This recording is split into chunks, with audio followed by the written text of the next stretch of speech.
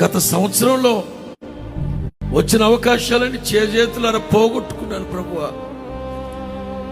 ఇక నా జీవితంలో రాదేమో ప్రభువా. బాధపడకు. నశించిన దాన్ని వెతికి రక్షించడానికి ప్రభు ఈ లోకానికి వచ్చి, నువ్వు ఏ అవకాశాన్ని అయితే పోగొట్టుకున్నావో, ఏ అవకాశాన్ని అయితే జార విడుచుకున్నావో, నా ప్రభువు తీసుకొచ్చి నీ భుజం మీద పెట్టబోతున్నా. నేను సంతోషింప చేయబోతున్నాడు ఆయన. మనుషులు చేస్తే ఒక్క పూటకి సరిపడానే చేస్తారు. అబ్రహాము హాగరికి చేసింది ఒక్క పూట కూడే, కానీ బోయజు ఆవిడ జీవితానికి సరిపడా ఇచ్చాడు.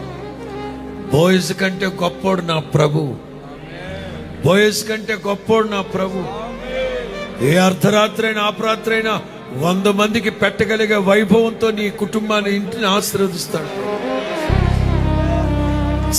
చాలినట్లుగా కాదు, గిన్నె నిండి పొంగి పొరినట్లుగా ప్రభువు దీవిస్తాడు.